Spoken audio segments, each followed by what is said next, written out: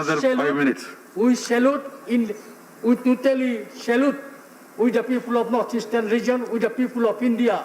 Right. Totally with the Indian Armed Force. Thank and you, we Mr. salute their Thank you. sacrifice. Shri Madam Karim, take a line, please. Our solidarity to our dear Jawans. That's good. Shri Vinay Viswam. Please stand with the Jawans of India and the whole of the countrymen. I would like to add one point to clarify. The point is this: on page 9, the last part, it can be read like this: only the beginning of the battle is in our hands. Right, thank you. Not its end. Sir. Please, no discussion that way. Sir, clarification, sir. Clarification. You have not even given the name, but still I allowed you. I believe that. Shri Sanjay Singh. Shri Sanjeev Singh. Sanjay Singh. धन्यवाद sir. माननीय रक्षा मंत्री जी ने काफी विस्तार से इस समय जो चीन के साथ हालात चल रहे हैं उसके बारे में सदन को अवगत कराया।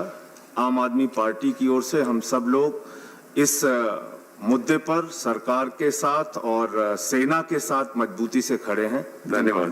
प्रसन्न ji, Prasanna Acharya, please last. Party, the Biju Janata Dal, I pay sincere tribute to the marchers who sacrificed their life in the border, and also I plead full support of my party with the government insofar as the defense of the country is concerned. But sir, one thing, the characteristic of the Chinese have been betraying, and we have been seeing it since the Panchashila Niti, sir. So I will appeal the government to be very careful whenever they are entering into any agreement, any dialogue with the Chinese people. Shri Veer Singh ji. Shri Veer Singh. हमारी party जो चीन के border पर शहीद हुए हैं उनके लिए श्रद्धा सुमन अर्पित करती है और माननीय रक्षा मंत्री जी ने वक्तव्य दिया है, हम उसकी सराहना करते हैं और हमारी पार्टी और हम हमेशा आपके साथ हैं। धन्यवाद। धन्यवाद। और राजनाथ जी कुछ उठकर बोलने की आदत है सभापति। राजनाथ जी का पूरा होने तक सदन एक्सटेंड है। सभापति महोदय, जिन सम्मानित सदस्यों ने अपने विचार व्यक्त किए हैं और देश के सेना के जवानों के प्रति जो सॉलिडरिटी यहाँ पर जो दिखाई है उसकी जितनी भी प्रशंसा की जाए वह कम है। मैं आभार व्यक्त नहीं करना चाहता क्योंकि हम सब एक हैं और देश के लिए तो सारे भेदभावों से ऊपर उठकर पहले भी हमने जंग लड़ी है, चुनौतियों का हमने मुकाबला किया है।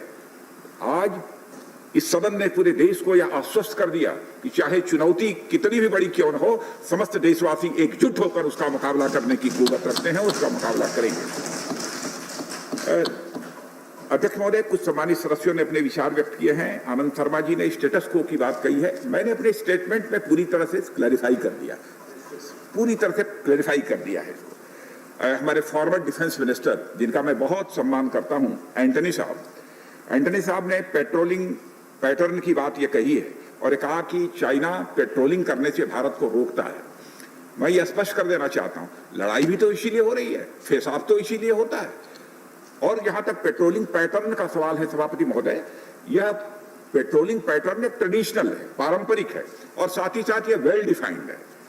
भारत के सेना के जवानों को पेट्रोलिंग करने से दुनिया की कोई ताकत नहीं रोक सकती। यदि हमारे जवानों ने अपना बलिदान दिया है तो इसीलिए बलिदान दिया है